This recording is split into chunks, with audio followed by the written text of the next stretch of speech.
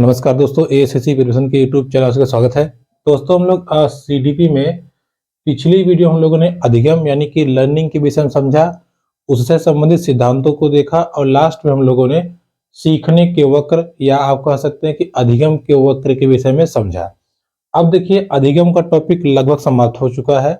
एक छोटा सा टॉपिक रह जाता है अधिगम का स्थानांतरण। स्थानांतरण मतलब ये होता है जैसे अगर दो कार्य सिमिलर है तो एक कार्य को सीख करके उसका प्रयोग करके दूसरे कार्य में हेल्प लेना। जैसे अगर कोई बच्चा साइकिल चलाना जानता है तो उसको हैंडल वगैरह मुड़ाना आता है तो उसको बाइक चलाने में उतनी दिक्कत नहीं होगी जितनी दिक्कत साइकिल न जानने वाले को होगी। ठीक है, अर्थात इसका मतलब ये है कि किसी कोई नॉलेज आपके पास है, उस नॉलेज का प्रयोग करके आप नए नॉलेज को सीख पाते हैं या आसानी से कर पाते हैं, उसी को कहते हैं अधिगम का स्थानांतरण। ठीक है, एक जगह से दूसरी जगह जाना। जैसे आप अगर टीचर हैं, एक जगह आप शिक्षण कार्य करते हैं, वहां का माहौल दूसरा है, दूसरी जगह आप जाएंगे तो वहां का दूसरा माहौल होगा, लेकिन आप रहेंगे टीचर ही। तो वही है कि ज्ञान आपका सेम रहेगा, बस ज्ञान का आप दूसरी तरह या दूसरे कार्य में कैसे प्रयोग करते हैं। ठीक है, ये था अधिगम का स्थानांतरण। आज का जो हमारा मुख्य टॉपिक है वो है बुद्धि। देखिए बहुत जरूरी है। सबसे पहले हम बड़े बड़े टॉपिक जितने हैं उनको कवर करेंगे, इसके बाद सभी छोटे छोटे टॉपिक को चलेंगे। जैसे बाल विकास में अभी आपका जैसे शैशवावस्था हो गया, किशोरावस्था हो गया, बाल्यावस्था हो गया, उन अवस्थाओं में कैसे कैसे विकास होता है, या उन अवस्थाओं में बोलना बच्चा कब सीखता है, कब दौड़ना सीखता है, कब उसका मानसिक विकास तेजी से होता है, ये सब हम देखेंगे। लेकिन ये सब छोटे छोटे टॉपिक है जिसमें हम दो दो चार चार लाइन पर डिस्कस करते हुए आगे निकल जाएंगे। ठीक है, अभी हम बड़े बड़े टर्म को क्लियर करते हैं जिनसे क्वेश्चन ज्यादा बनते हैं और थोड़ा घुमावदार बनते हैं। ठीक, तो आज का जो हमारा टॉपिक है वो है बुद्धि। अगर बुद्धि को सिंपल में कहे तो इंटेलिजेंस। ठीक है, टॉपिक क्या है हमारा? आज का टॉपिक है बुद्धि। तो चलिए हम इस टॉपिक को समझते हैं और इससे बनने वाले प्रश्नों को हम देखते हैं। देखिए बात करें बुद्धि की तो जैसे शुरू शुरू में किसी का इस पे ध्यान जाता ही नहीं था। बुद्धि मतलब क्या, कोई सोचता ही नहीं था। आज हम लोग कहते हैं ना, लेकिन धीरे धीरे जब ये इसकी जरूरत महसूस हुई, मनोवैज्ञानिकों को लगा कि यार एक बच्चा बहुत तेज होता है, एक बच्चा कमजोर होता है, एक बच्चा किसी कार्य में ज्यादा दक्ष होता है, दूसरा बच्चा किसी और कार्य में दक्ष होता है। ऐसा क्यों है? ऐसा कौन सा कारक है जो अनेक प्रकार के बच्चों को अनेक प्रकार के कार्यों में दक्ष बनाता है? या चार छह बच्चे, जैसे चार छह बच्चे हैं गणित पढ़ने में अच्छे हैं, फिर चार छह बच्चे हैं अंग्रेजी पढ़ने में अच्छे हैं, फिर चार छह बच्चे हैं पढ़ने में अच्छे नहीं हैं। तो इसका कारण क्या है? किस वजह से ऐसा होता है कि सबकी अलग अलग सोचने समझने की क्षमता जागृत होती है? तो इस विषय में सबसे पहले गाल्टन, देखिए गाल्टन नामक मनोवैज्ञानिक थे।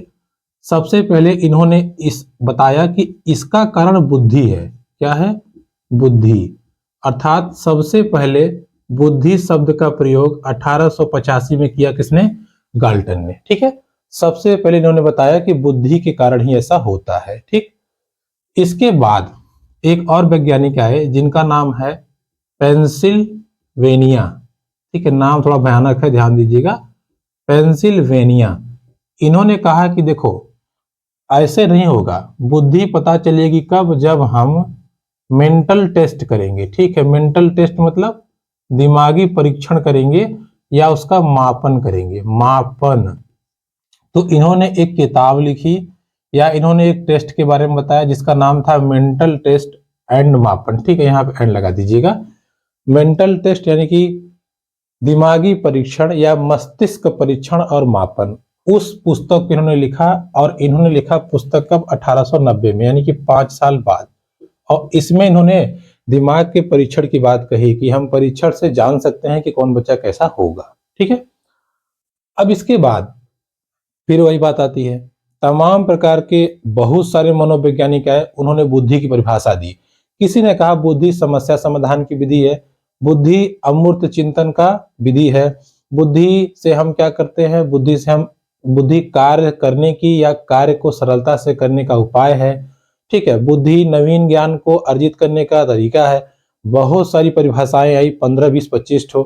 हम आपको बार बार बताते हैं क्लास में जितनी सारी परिभाषाएं हैं जिस भी टॉपिक से संबंधित, उसको हम लोग क्लास में एक दो वीडियो में लास्ट में सब एक साथ देख लेंगे, ठीक है, क्योंकि देखिए रटने वाला है, उसमें आप कुछ समझ नहीं सकते, इसलिए यहाँ हम उसको पढ़ के दिमाग पे लोड नहीं डालेंगे, यहाँ केवल टॉपिक वाइज चलेंगे, ठीक है। तो देखिए अगर परिभाषा की बात करें, परिभाषा या टर्मोलॉजी की बात करें, तो बुद्धि के बारे में बहुत सारे लोगों ने बताया। जैसे किसी ने कहा कि बुद्धि क्या है, समायोजन योग्यता है। अब ये समायोजन क्या है समझते हैं। किसी ने कहा कि बुद्धि भैया समायोजन योग्यता है। अच्छा, फिर किसी ने कहा कि बुद्धि ऐसा है, अमूर्त चिंतन की योग्यता है। अमूर्त चिंतन की या चिंतन योग्यता है, इसे समझिए, अमूर्त चिंतन की योग्यता है, ठीक है। देखिए अब ये अमूर्त चिंतन क्या है, समायोजन क्या है, इसको हम समझते हैं, ठीक है। किसी ने कहा कि बुद्धि सामाजिक सामाजिक कार्यों की योग्यता है या कार्य में दक्ष होने की योग्यता है। अब ये क्या है समझते हैं, ध्यान से समझिएगा, ठीक है।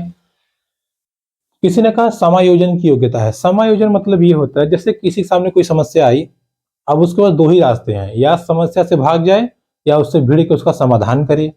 तो उस समस्या को उसने अपने हिसाब से सॉल्व कर लिया, उसमें जैसे इसमें ठंड पड़ रही है, या तो हम मरेंगे या तो हम जैकेट, टोपी, इनर ये सब पहन के अपने आप को बचाएंगे, यानी कि ठंड के हिसाब से हम समायोजित हो जाएंगे। ये है क्या, बुद्धि, क्योंकि हमारा दिमाग काम कर रहा है, ऐसा करना चाहिए। दूसरी बात इन्होंने कहा अमूर्त चिंतन।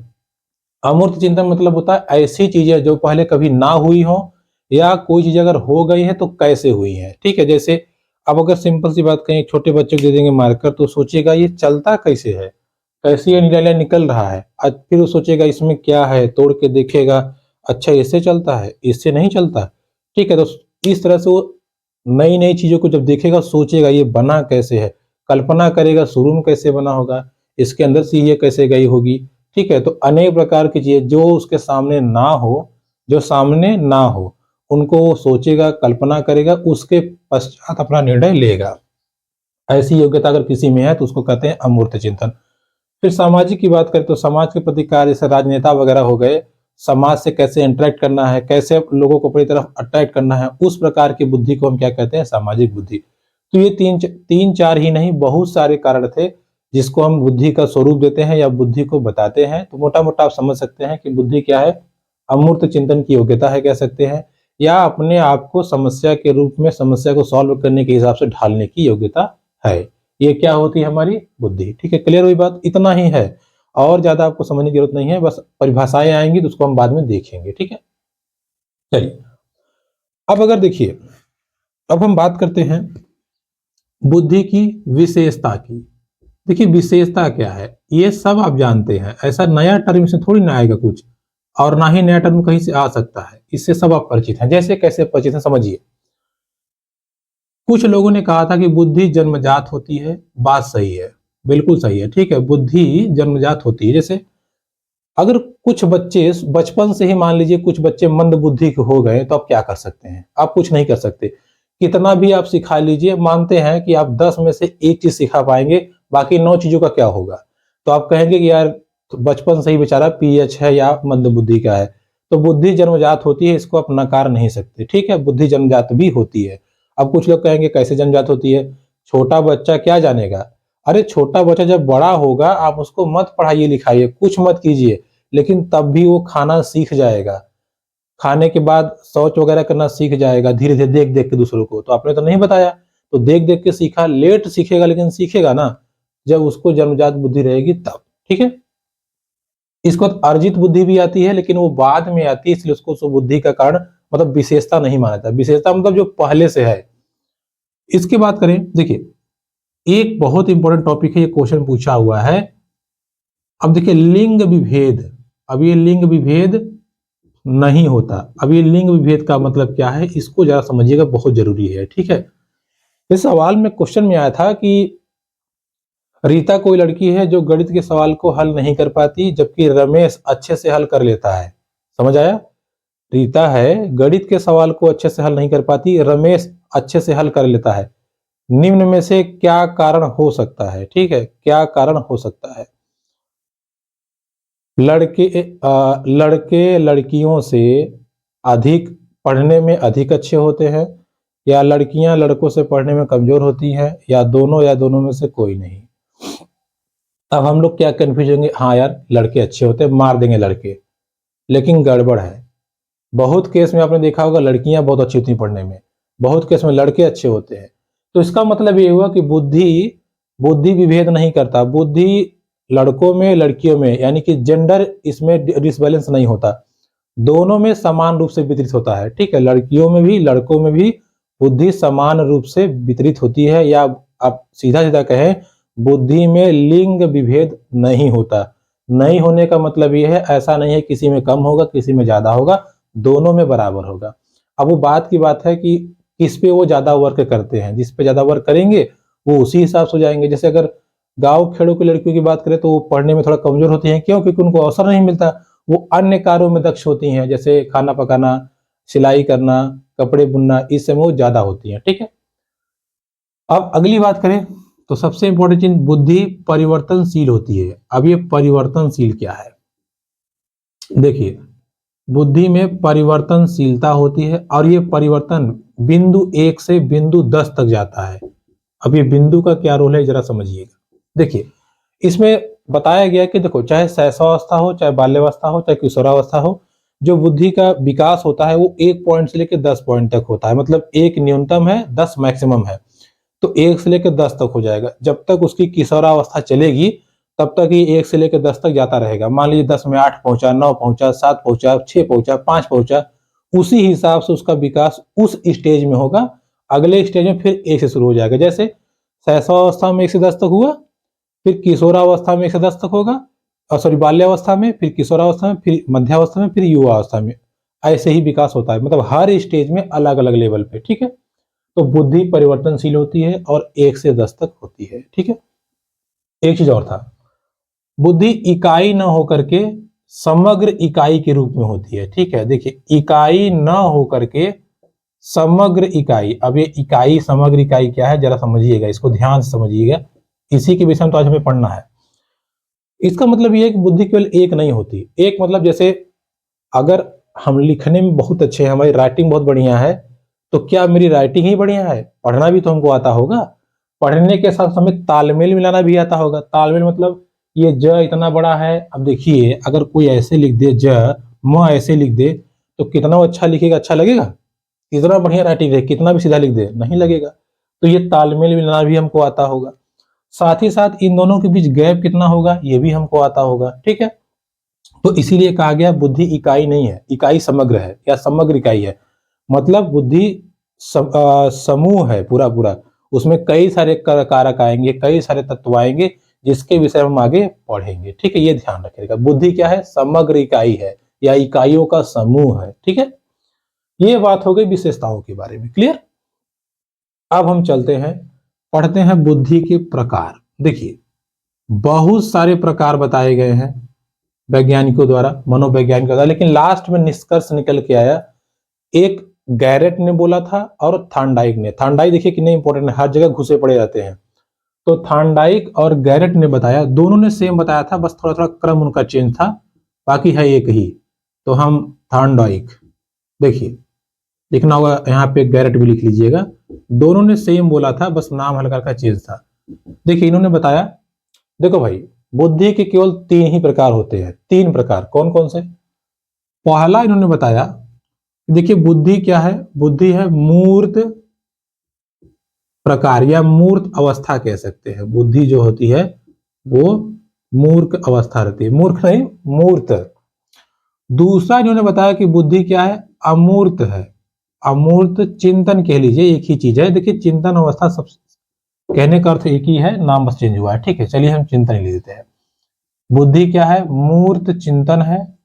इधर क्या है? अमूर्त चिंतन। और लास्ट में इन्होंने कहा बुद्धि क्या है? सामाजिक चिंतन है। अब देखिए इसी तीनों में हम पूरे के पूरे टॉपिक, मतलब पूरी पूरी बुद्धि कवर हो जाएगी। कैसे? मूर्त चिंतन, बात समझिएगा। मूर्त मतलब वो होता है जो चीज हमको दिख रहा है, दिख रहा है। जैसे अगर हम इससे लिख रहे हैं तो दिख रहा होगा आपको, कैसे लिख रहा है, टेढ़ा मेढ़ा, बड़ा छोटा, ये आपको दिख रहा है कि ये आदमी ऐसे लिख रहा है, हम इसकी तरह लिखना चाहते हैं। जैसे सोनार अगर सोना गढ़ रहा है तो उसका दिखता है कि एकदम ध्यान से करता रहता है। लोहार कोई है लोहा पीट रहा है, वो लोहे पीट के हंसिया बना रहा है, बाका बना रहा है, चाकू बना रहा है, वो दिखता है। वो पीट पाट के लोहे से पीट पाट के एकदम नुकीला बना देता है, अच्छा बना के दे देता है, ले जा भैया ले जा काम कर। बढ़ई है, बढ़िया से लकड़ी को काटता है, वो दिखता है हमको। ठीक है, तो जो ऐसे ऐसे इंटेलिजेंस या ऐसे काम जिसमें हमको दिखे, ठीक है, जिसका परिणाम हमको दिखने लगे या तुरंत ही दिखता रहे, उसको हम कहते हैं मूर्त बुद्धि। और उस व्यक्ति को कहते हैं ये मूर्त बुद्धि का धनी है। ठीक है, मूर्त बुद्धि का धनी है वो। जैसे इसमें आ जाएंगे आपके बढ़ई आ गए, सोनार आ गए, आपके मजदूर आ गए, ये सब क्या है, मूर्त बुद्धि के धनी है। ठीक है, ये हो गई मूर्त बुद्धि की बात या मूर्त बुद्धि। अगला है अमूर्त बुद्धि। देखिए अमूर्त बुद्धि क्या है। अमूर्त बुद्धि में यह बताया गया कि देखो, अमूर्त बुद्धि का मेन जो कॉन्सेप्ट होता है वो चिंतन का होता है, मतलब कल्पना का होता है। जैसे इसमें हो गया लेखक की बुद्धि। अब लेखक दिमाग में सोच के क्या लिख रहा है पता नहीं, अब किसी का कॉपी तो कर नहीं सकता। डॉक्टर की बुद्धि, एक अध्यापक की बुद्धि, और इसमें होता है एक इंजीनियर की बुद्धि। मतलब सीधा सीधा है पढ़ाई लिखाई से संबंधित। तो पढ़ाई लिखाई से संबंधित जो बुद्धि है वो अमूर्त बुद्धि है। यहाँ आप अभ्यास से भी कह सकते हैं या अनुभव से कह सकते हैं, बट यहाँ पढ़ाई लिखाई का है। जैसे अगर कोई बच्चा नहीं पढ़ा है कि कोई डॉक्टर नहीं जानता कि पैरासीटामोल बुखार के लिए है, तो कौन उठा दे देगा, मर मरा जाओगे। तो उसके लिए वो कहीं ना कहीं पढ़ा होगा, चीजों को समझा होगा। तो जब हम पढ़ाई लिखाई के माध्यम से यानी कि ज्ञान के माध्यम से, संज्ञान के माध्यम से चीजों को मैनिपुलेट करते हैं या उसको देते हैं, उसको उत्पाद के रूप में प्रयोग करते हैं, तो उसको हम क्या कहते हैं, अमूर्त बुद्धि। और अमूर्त बुद्धि दिखाई नहीं पड़ता। कैसे, हमारे पास कितना नॉलेज है ना आपको नहीं पता, आपके पास कितना है हमको नहीं पता। हो सकता है आप हमसे एक पक्ष में कमजोर हो, दूसरे पक्ष में आप ज्यादा होंगे। हम एक पक्ष में आपसे ज्यादा होंगे, दूसरे पक्ष में कमजोर होंगे। सेम चीज एक छोटे बच्चे से भी कर रहे हैं हम। एक 4-5 साल का बच्चा होगा, उससे एक पक्ष में हम कमजोर होंगे और कई पक्ष में आगे होंगे। जैसे एक पक्ष में कमजोर होंगे, जब वो चिल्लाने लगे तो बहुत चिल्लाएगा, उतनी एनर्जी हमारे आपके पास नहीं है। वो दौड़ेगा तो बहुत दौड़ेगा। तो कहने का अर्थ ये है, अमूर्त बुद्धि का मतलब ये है केवल ज्ञान से। अब ज्ञान संबंधित जो भी आ जाए, अध्यापक आ जाए, आपका वैज्ञानिक आ जाए, टीचर आ जाए, इंजीनियर आ जाए, ये सब क्या है, अमूर्त बुद्धि के धनी होते हैं। ठीक है, लास्ट आता है सामाजिक बुद्धि। अब ध्यान समझिएगा, जैसे हमारे देश का दुर्भाग्य है कि अनपढ़ ही यहाँ क्या है, नेता है। लेकिन वो बोलते इतना बढ़िया है कि लोगों को आकर्षित कर लेते हैं। किसी को आप 4 लाइन दे दीजिए लिख करके, किसी को 4 लाइन दे दीजिए लिख के, वो बोलेगा तो लगता है पता नहीं क्या बोल रहा है। और वही लाइनें एक जानकार व्यक्ति या ऐसा व्यक्ति जिसको बोलने की कला होती है, वो बोलता है तो लोग सुनते हैं। यानी कि ऐसी बुद्धि, जिस बुद्धि के माध्यम से हम लोगों को आकर्षित कर सकते हैं या दूसरे पे प्रभाव डालते हैं, उसको हम कहते हैं सामाजिक बुद्धि। इसका बेस्ट एग्जाम्पल क्या है, नेता वगैरह। ठीक है, राजनेता हो गए, साहित्यकार हो गया, लेखक हो गया, वो जो बोलता वगैरह है, तो ये सब अपनी बुद्धि से लोगों को खींचते हैं। अभी बताइए, ये 3 प्रकार की बुद्धि पढ़ने के बाद कौन सा ऐसा टॉपिक आपका बचता है या कौन सा बुद्धि का सेक्शन बचता है जो इसमें नहीं आया? तो आप देखेंगे सब के सब आ गए। ठीक है, तो इस 3 प्रकार की बुद्धि के विषय में चर्चा किया है थॉर्नडाइक और गैरेट ने। क्लियर हो गई बात? चलिए अब समझते हैं। देखिए, हमने बुद्धि को समझा, परिभाषा समझा, विशेषताएं समझ ली। अब हम चलते हैं, प्रकार के विषय हमने समझ लिया, अब हम चलते हैं बुद्धि के सिद्धांत। देखिए, जैसे मैंने आपको बताया शुरू में ही कि बुद्धि के विषय में बताने के लिए लोगों ने तमाम प्रकार के अपनी अटकलें बताई कि बुद्धि ऐसे होती है, बुद्धि वैसे होती है। इसी बताने के क्रम को या लोगों ने क्या क्या बताया, इसको हम जैसे ही समझते जाएंगे, हमारा बुद्धि का सिद्धांत कवर होता जाएगा। ठीक है, और ये बहुत इंपॉर्टेंट है, ध्यान रखिएगा बुद्धि के सिद्धांत वगैरह कैसे समझते। देखिए पहला, देखिए सबसे पहले पहला सिद्धांत आया जिसको कई नामों से जाना जाता है। इसका नाम है एक तत्व, या इसको कहते हैं एक खंड, या इसको कहते हैं एक कारक। ठीक है, 3-4 नाम है। एक तत्व, एक खंड, एक कारक, बुद्धि का सिद्धांत। अब देखिए इसको हम समझते हैं, ये क्या है, ये एक तत्व, एक कारक, एक बुद्धि का सिद्धांत। इसको दिया अल्बर्ट बीने। ठीक है, अब ये अल्बर्ट बीने क्या था, अभी आगे आएंगे, इनका बहुत बड़ा रोल था इसमें।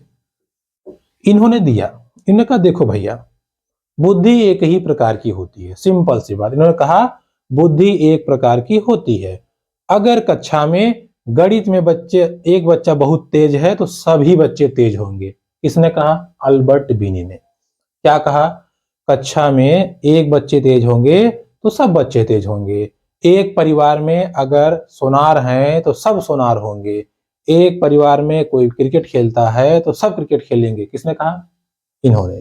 किसने? अल्बर्ट बीने ने। लेकिन लोगों ने फिर कहा पगला गया है क्या रे, क्या बोलता है कि सब तेज होंगे? हैं, एक परिवार में एक भाई टीचर है, दूसरा भाई वैज्ञानिक है, तीसरा भाई मैथ पढ़ाता है, सॉरी, तीसरा भाई इंजीनियर है, कैसे हो गया सब? तो इनका सिद्धांत तो पहले फेल हो गया। लेकिन सबसे पहले इन्होंने बताया था, इसलिए इनकी वैल्यू है।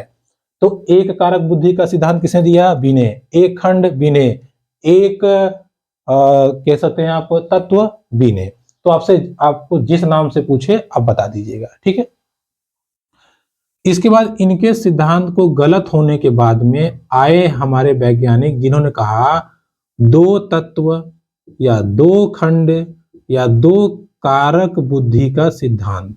ठीक है, दो कारक बुद्धि का सिद्धांत। अब ले इनके जाने के बाद या इनके गड़बड़ी के बाद आगे लोग, इन्होंने कहा, अब ये थे स्पीयरमैन। इन्होंने कहा कि भाई देखो, ऐसा थोड़ी है कि बुद्धि का एक ही कारक होता है।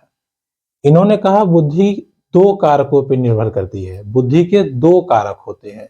कौन कौन से दो कारक? देखिए, इन्होंने कहा कि बुद्धि के सामान्य कारक होते हैं, सामान्य कारक, और विशिष्ट कारण, या कारण नहीं, कारक, विशिष्ट कारक। बुद्धि सामान्य कारक और विशिष्ट कारक दोनों बातों पर निर्भर करती है। सामान्य को इन्होंने कहा जनरल और कारक फैक्टर, ठीक है, जनरल फैक्टर। विशिष्ट कारक को इन्होंने कहा स्पेशल फैक्टर, ठीक है, स्पेशल फैक्टर, ये ध्यान रखिएगा, जनरल फैक्टर और स्पेशल फैक्टर, ठीक है। अब इसमें इन्होंने बताया क्या, समझिएगा। देखिए, इन्होंने कहा देखो, ऐसा है, जो बुद्धि होती है, पहली बात कि एक जो एसएफ होता, जीएफ होता है, जनरल फैक्टर, ठीक है, ये सब के लिए कॉमन होता है। या इसको इन्होंने, देखिए, जनरल फैक्टर कहीं कहीं ऐसा भी लिखा है, मतलब सिंपल फैक्टर लिखा है, हम जनरल फैक्टर लिख देते हैं। देखिए, जनरल फैक्टर, ठीक है, छोड़िए। इन्होंने कहा जो जनरल फैक्टर होता है वो लगभग सब में कॉमन होता है। जैसे कि हर व्यक्ति लगभग बोलना जानता है, सबकी बात नहीं कर रहा, अगर कोई विकार ना हो तो हर व्यक्ति बोलना जानता है, चलना जानता है, देखना, उठना, बैठना, चलना सब जानता है, ये लगभग सब में कॉमन होता है। लेकिन स्पेशल फैक्टर मतलब ये हुआ कि कोई बच्चा गणित में तेज होता है, कोई बच्चा इंग्लिश में तेज होता है, कोई बच्चा विज्ञान में तेज होता है, कोई बच्चा बोलने उलने में, जैसे कि नेता वगैरह, उसमें तेज होता है। इन्होंने बताया देखो भैया, जनरल फैक्टर जो है सब में कॉमन होता है, लेकिन जिसका स्पेशल फैक्टर जिस चीज में ज्यादा डेवलप हो गया वो वैसा हो जाता। जैसे कोई पढ़ाने लिखाने में ज्यादा डेवलप हो गया तो टीचर हो जाएगा, कोई शोध में ज्यादा हो गया तो वैज्ञानिक हो जाएगा, कोई खेलने में ज्यादा हो गया तो खिलाड़ी हो जाएगा।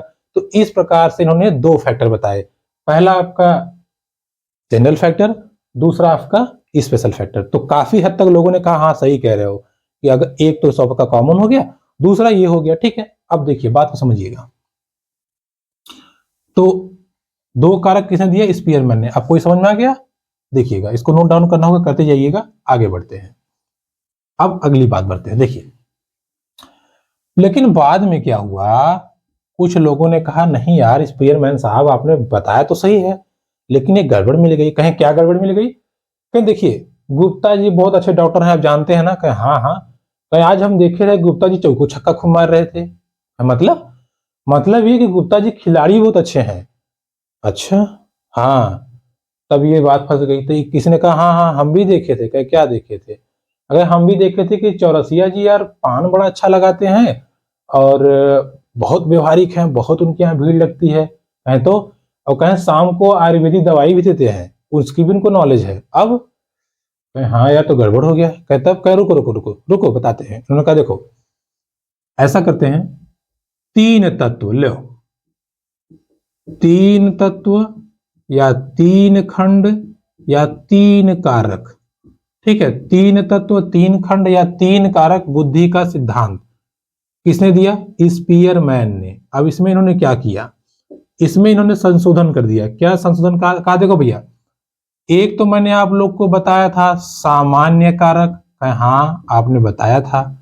दूसरा हमने बताया था विशिष्ट कारक, हाँ बिल्कुल बताया था आपने। इसमें नई बात क्या है? दिमाग मत खराब कीजिए, कुछ नया बताइए। इनका तीसरा ये है भैया समूह कारक। समूह कारक कहीं ये क्या है? कहीं ये इन दोनों का मिश्रित रूप है। अच्छा, कहे हाँ मिश्रित रूप मतलब ये है, देखिए सामान्य कारक में बताया उन्होंने लगभग हल्का थोड़ा थोड़ा गुण सब होता है, और विशिष्ट मतलब जो विशेष हो, इन दोनों का जब मिक्सअप हो जाएगा उसी को कहते हैं समूह कारक। कहें अच्छा, कहें हाँ, कहें जैसे गुप्ता जी ने कहा कि डॉक्टर थे और खिलाड़ी भी हैं, जब दोनों उनकी ये क्वालिटी मैच करने लगेगी तो पूरा मिल जाएगा। अब समूह कारक में भारी वो पड़ेगा जो उनका मेन पेशा होगा। जैसे खिलाड़ी होंगे मानते हैं, अब इंटरनेशनल लेवल खिलाड़ी थोड़ी होंगे, लेकिन डॉक्टर तो अच्छे हैं। तो इसको उन्होंने कहा समूह कारक, यानी कि सामान्य कारक और विशिष्ट कारक को उन्होंने मिला दिया, और ये उन्होंने कहा कि ये समूह कारक बुद्धि का हिस्सा होगा। बात क्लियर हुई? ये किसने कहा था? ये कहा था स्पीयरमैन ने। ठीक है, अब चलते हैं आगे। लेकिन हुआ क्या? अब इतना बताने के बाद में फिर अब लोगों ने शोध करना प्रारंभ कर दिया। अब लोग खोज करने लगे कि क्या वाकई में इनका जो कहना है वो सत्य है या गलत है। इसी संदर्भ में देखिए, अब जब समूह की बात आ गई तो वैज्ञानिक आए, उन्होंने अपना सिद्धांत दिया समूह कारकीय बुद्धि का सिद्धांत। ले इन्होंने कहा रुको तुम्हें हम बताते हैं, तुम्हारा सिद्धांत हम गलत करते हैं। इन्होंने कहा समूह कारकीय बुद्धि का सिद्धांत। अब जैसे कि नाम से आपको लग रहा होगा कि समूह कारकीय बुद्धि का सिद्धांत मतलब क्या, इसको दिया लुईस थर्स्टन ने। लुईस, ऐसे ध्यान रखिएगा प्यासे थे, थर्स्टन प्यासे थे तो दे दिए इन्होंने, सिद्धांत दे दिया। इन्होंने कहा ऐसा है भैया स्पीयरमैन साहब, ये तीन खंड चार खंड बना के बेवकूफ ना बनाओ। बुद्धि जो होती है वो 7 कारकों पे डिपेंड करती है। ले इन्होंने 7 कारक बुद्धि का सिद्धांत दे दिया। अब ये 7 कारक कौन कौन से थे हम समझेंगे। ठीक है, कैसे समझेंगे? देखिए, इन्होंने कहा देखो हर एक प्रकार के व्यक्ति में अलग अलग टाइप की बुद्धि होती है। जैसे जो तुम गणित वाली बात बता रहे हो, आंकिक कारक या आंकिक चिंतन भी कह सकते हैं। जिस व्यक्ति में आंकिक हो सकता है, उल्टा लिखा उस तरफ होगा, समझ लीजिएगा। आंकिक कारक मतलब जिस व्यक्ति में आंकिक कारक होगा वो गणित में बहुत अच्छा होगा, पढ़ने मतलब कि अंकी जोड़ घटाव में बहुत अच्छा होगा, ये आप ध्यान रखिएगा। तो ठीक है, दूसरी बात तार्किक कारण होता है। तार्किक मतलब क्या? तार्किक मतलब जिस व्यक्ति में ये भी गुण होगा, मतलब 7 तो बोले ही थे। तार्किक कारण मतलब ये कि व्यक्ति या बच्चा तर्क करने में सक्षम होगा। अगर आप कुछ उसको गलत बताएंगे या सही बताएंगे तो वो अपने हिसाब से उसको सोच के कहेगा नहीं नहीं यहाँ ऐसे होना चाहिए था या ऐसे क्यों हुआ, वो तर्क के आधार पे बातें करेगा। तीसरी बात इन्होंने कही शाब्दिक कारक। शाब्दिक कारक, शाब्दिक कारक मतलब यह है कि वो शब्दों को पहचानने में दक्ष होगा। ठीक है, कौन शब्द कहाँ यूज होगा, कौन शब्द कहाँ बोलना चाहिए, इसमें वो एकदम अच्छे से क्लियर कट रहेगा। ठीक है, अगली बात इन्होंने बताई चौथा, शब्द प्रवाह कारक। अब ये शब्द प्रवाह कारक क्या है? देखिए, बहुत लोग होते हैं बहुत जानकारी होते हुए भी अपनी बातों को सही से नहीं रख पाते, और बहुत लोग कम जानकारी में अपनी बातों को अच्छे से रख लेते हैं। तो शब्द प्रवाह कारक मतलब यही है कि जो नेता वोता की बात हमने कही थी ना, नेता हो गए, लेखक हो गए, गायक हो गए, संगीतक हो गए, वो सब इसमें आते हैं। अपने शब्दों को अच्छे से तालमेल के साथ रखते हैं ताकि सामने वाले को बढ़िया लगे। शब्द पहचान अलग है और शब्द का प्रवाह अलग है। ठीक है, तो लोगों ने कहें अच्छा ठीक है चलो तुमने सब बता दिया, अब ये बताओ कोई व्यक्ति हर चीजों को याद कैसे रखता है? उन्होंने कहा रुको रुको काहे परेशान हो, पांचवा कारक मेरा यही है, पांचवा मेरा कारक ये है स्मृति कारक। स्मृति कारक मतलब किसी व्यक्ति की बुद्धि बहुत तीव्र है, तीव्र भी है साथ ही साथ बहुत ज्यादा समय तक याद कर पाता है, उसका कारक क्या होगा? स्मृति कारक। क्या होगा? स्मृति कारक। ठीक है, अच्छा अब लोगों ने दिमाग लगाया, चलो आपने गणित के बारे में बता दिया, आपने सोचने समझने के बारे में बता दिया, आपने बोलने वाला भी बता दिया, आपने याद रखने वाला भी बता दिया, अब ये बताइए डिजाइन जो कला वाला व्यक्ति बना लेता है वो क्या होता है? इन्होंने कहा ठीक है ये भी ले लो, अस्थानिक या इसको बोलते हैं अस्थलीय कारक। ठीक है, ये भी ध्यान रखिएगा, अस्थानीय कारक। इसमें इन्होंने बताया कि कोई व्यक्ति किसी भी स्थान का, किसी भी चित्र का, किसी भी डिजाइन का अपने दिमाग में रख के एकदम हूबहू छाप देता है, वो क्या है? अस्थानीय कारक। और ये सवाल पूछा हुआ था, सवाल पूछा था कि एक चित्रकार हूबहू पहाड़ियों का चित्र दृश्य अंकित कर देता है, वो थर्स्टन के किस कारक पर डिपेंड करता है? तो वो कौन सा हुआ? अस्थानीय कारक। ठीक है, अब हमारा अंतिम आता है। ठीक है, अंतिम देखिए, अब इतने कारकों को डिफाइन करने के बाद में अब फिर बात बीच में फंसा दिया कि इन्होंने क्या कहा, कहा अच्छा चलो ये तो ठीक है, अब ये बताओ जैसे हमने पूछा बेटा दो दो फट चार, तीन तीन छह, मुंबई कहाँ है? भारत में है। अच्छा, भारत राजधानी दिल्ली। ठीक है, नो नो नो डाउट, सब उसको ज्ञान होना है, लेकिन इतना तीव्र गति से कैसे बोल रहा है? तो उस इसको इन्होंने कहा प्रत्याच्छात्मक गतिशीलता कारक। लो, इसको इन्होंने बताया कि भैया देखो इन सब में जो उसका बहुत तेज होगा वो इसको डेवलप कर देगा। जैसे अगर उसको बोलने की कला बहुत अच्छी है तो बहुत बढ़िया बोलेगा, इसके कारण तार्किक उसका ज्ञान बहुत तगड़ा हो गया तो पट से जवाब देगा। ठीक है, प्रत्यात्मक। गणित में अच्छा है तो कितना भी बड़ा सवाल दे दिया फट से बता देगा, अर्थात तुरंत उत्तर देना। ठीक है, तुरंत उत्तर देना किसका पार्ट है? प्रत्याशात्मक गतिशीलता का पार्ट है। इस प्रकार इन्होंने बताया बुद्धि के 7 कारक। ठीक है, बड़ा हाच पौच हो गया होगा, लेकिन क्या करें, हमको पढ़ना पड़ेगा। तो देखिए बात सब वही कर रहे हैं, बस घुमा फिरा कर टुकड़ों में कर रहे हैं, कोई बता रहा है ये, कोई बता रहा है वो, सब टुकड़ों में बता रहे हैं। ठीक है, क्योंकि ये बात सत्य भी है कि बुद्धि का मापन कोई आज तक कर ही नहीं पाया है, क्या होता है और किस लेवल तक कौन कितना इंटेलिजेंट है कोई नहीं बता पाया, लेकिन फिर भी लोग अपने अपने सिद्धांत दे रहे थे। तो समूह कारकी, इन्होंने कहा कि बुद्धि 7 कारकों का समूह होता है, 7 कारकों का समूह होता है बुद्धि। किसने कहा था? थर्स्टन ने। क्लियर हो गई बात? नोट हो गया इतना आपका? आगे अब इनके बताने के बाद में जब इतना बता दिए तो बिल्ली मास्टर समझ गया ना, बिल्ली मास्टर मतलब कौन? थॉर्नडाइक। थॉर्नडाइक से रहा नहीं गया, कहें यार तुम लोग दे रहे हो तो हम भी देंगे। इन्होंने कहा ऐसा है ना, बुद्धि जो है ना वो बहुकार की है, लो सबको ले डूबे। इन्होंने कहा बुद्धि जो है वो बहुकार की है, बहुकार की अर्थात बुद्धि को डेवलप करने के लिए बहुत सारे सिद्धांत काम करते हैं, बहुत सारे सिद्धांत काम करते हैं। ले कैसे? एक व्यक्ति जैसे एग्जाम्पल में साहित्यकार कोई है ना, अब साहित्यकार सोचने समझने में भी दक्ष होगा कि हमको क्या लाइन कहाँ लिखनी है, शब्दों का भंडार भी उसके पास होगा, वो लिखने में भी निपुण होगा, लिखी हुई बातों को कहाँ उतार चढ़ाव के साथ बोलना है उसमें भी निपुण होगा, और ऐसी क्या क्या लाइनें लिखें कि समाज पे इम्पैक्ट पड़े, लोग मेरे लेख से इंटरेक्ट हो, उसकी भी बुद्धि उसके पास होगी। तो ऐसा तभी तो हो सकता है कि जब बहुकार की उस पर एक कारक काम नहीं कर रहा है। देखिए उस पर लेखन कला का भी कारक लगा है, पढ़ना भी उसको पता है, उसको सोचने समझने की क्षमता भी है, शब्द भंडारण भी है, शब्द पहचान भी है, शब्दों का उतार चढ़ाव भी है, लोगों को कैसे अट्रैक्ट करना ये भी है। अर्थात एक ही व्यक्ति में बहुत सारे कारक कार्य करते हैं जिससे उसकी बुद्धि विकसित होती है। अब ये बहुत सारे जो कारक है जहां अप्लाई हो जाए, जैसे इन्होंने क्या कहा था ना कि 7 ही होते हैं, इन्होंने कहा ऐसा कुछ नहीं है, 7 से ज्यादा हो सकते हैं, 70 हो सकते हैं, 100 हो सकते हैं, लेकिन होंगे। और जब कारकों का इम्पैक्ट पड़ेगा तब व्यक्ति का बुद्धि विकास तीव्र गति से होगा। ठीक है, ये किसने कहा था? ये थॉर्नडाइक ने कहा था।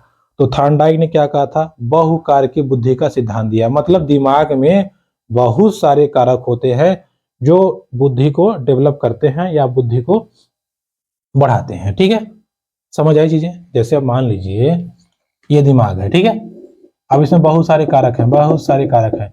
तो एक ही कार्य को, जैसे मान लीजिए डॉक्टर ही है, तो एक ही कार्य को करने के लिए बहुत सारे कारक उस पर इम्पैक्ट डालते हैं, जिससे वो सबको सम्मिलित करता है और फिर जो उचित निर्णय होता है या जो उचित कार्य होता है उसको डॉक्टर अपने विवेक के द्वारा या अपने अनुभव के आधार पे कार्य करता है। ठीक है, इस चीज को आप ध्यान रखे रहिएगा। अब आगे बढ़ते हैं।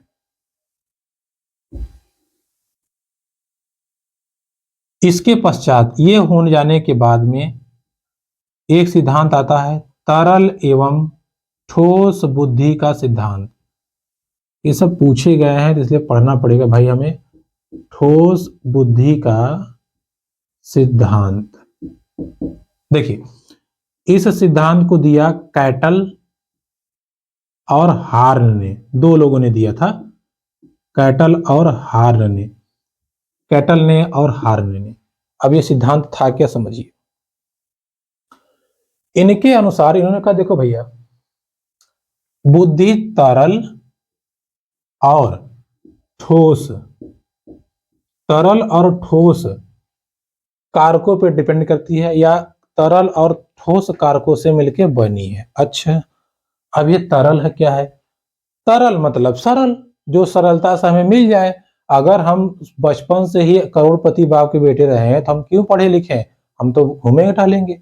तो वही मतलब है, तरल मतलब सरल। जो बुद्धि जन्मजात हो यानी कि बचपन से ही प्राप्त हो गई हो, उसको कहते हैं तरल। जो बुद्धि बाद में मेहनत से प्राप्त की गई हो यानी कि अर्जित, उसे कहते हैं ठोस बुद्धि। जैसे जन्मजात की बात करें तो जैसे जन्मजात मतलब जैसे मान लीजिए अच्छे परिवार में है, अच्छा उसका पालन पोषण हुआ, तो शुरू से ही वो दिमाग का तेज होगा। अब वो दिमाग का तेज, जैसे मान लीजिए किसी परिवार में पैदा हुआ जिस परिवार में खिलाड़ी है, तो पहला उसका इंटरेक्शन खिलाड़ी की तरफ रहेगा, ये उसके हो गए जन्मजात। लेकिन खिलाड़ी की तरफ ना जा करके वो चला गया मान लीजिए पॉलिटिक्स में, या मान लीजिए वो चला गया साइंटिस्ट बनने, तो ये उसकी अर्जित बुद्धि हो जाएगी। अर्जित मतलब अपने माहौल से हट करके उसको जो अच्छा लगा उसने उस पर काम किया और उसको अर्जित करता गया और वो हो जाएगा अर्जित बुद्धि का हिस्सा।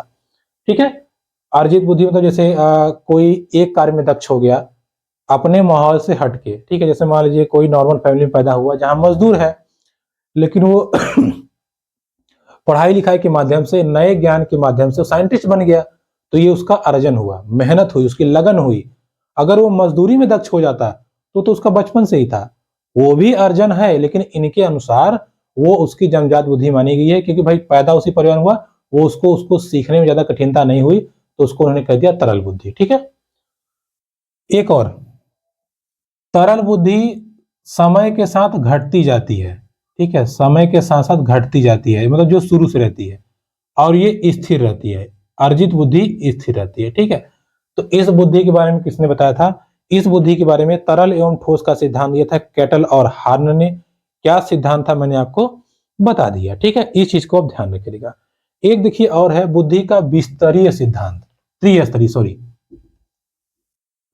बुद्धि का त्रिस्तरीय सिद्धांत,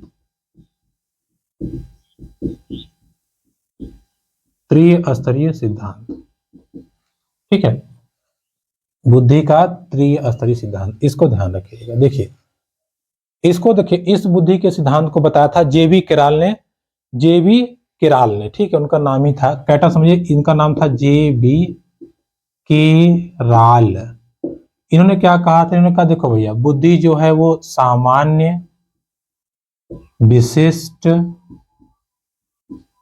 और संकीर्ण, सामान्य, विशिष्ट और संकीर्ण कारकों पर निर्भर करती है, या सामान्य, विस्तृत और संकीर्ण कारकों से मिलकर बनी है। सामान्य में इन्होंने बताया कि जो बुद्धि सबके पास कॉमन होती है, विशिष्ट में उन्होंने बताया कि सभी प्रकार की बुद्धि, मानसिक, शारीरिक, ये वो दुनिया भर का सब बुद्धि को उन्होंने समाहित कर दिया। और संकीर्ण में उन्होंने बताया कि इन दोनों से निकल करके कोई एक काम में बहुत ही दक्ष होता है, उसको कहते हैं संकीर्ण बुद्धि, कभी कभार जो आती है निकल के। ठीक है, तो एक तरह से देखिए तो ये इन्हीं सब का रूप है, इसलिए इनको उतना ज्यादा इंपॉर्टेंस नहीं दी गई है। बस नाम ध्यान रखे, अगर याद है उससे कोई जरूरी भी नहीं है। बुद्धि का त्रिस्तरीय सिद्धांत किसने दिया? JB केराल ने, इतना ध्यान रखे रहेगा बस। ठीक है, त्रिस्तरीय था तो पहला स्तर, दूसरा स्तर, तीसरा स्तर। पहला जो सबके पास कॉमन होता है, दूसरा जो जिसमें सब दक्षता प्राप्त करने का प्रयास करते हैं, तीसरा जिसमें वो बहुत दक्ष हो जाए किसी एक काम में, बस केवल एक काम में। ठीक है, तो दोस्तों देखिए अब तक हमने बुद्धि के काफी सारे सिद्धांतों को पढ़ा, अभी भी एक दो बाकी रह गए हैं जिसको हम अगली क्लास में देखेंगे। वीडियो बड़ी हो रही है, वीडियो पसंद आती है तो please like comment share subscribe to channel. और एक चीज ध्यान रखिएगा, परेशान ना होइए, कोई टॉपिक हम मिस नहीं कर रहे हैं, हर टॉपिक मेरे दिमाग में है, हम सबको कवर करेंगे। लेकिन पहले बड़े बड़े टॉपिक निपटा देंगे, फिर छोटों वालों को तो हम एक दिन में चर्चा निपटाएंगे। ठीक है, तो मिलेंगे आपसे अगली वीडियो में, तब तक के लिए नमस्कार।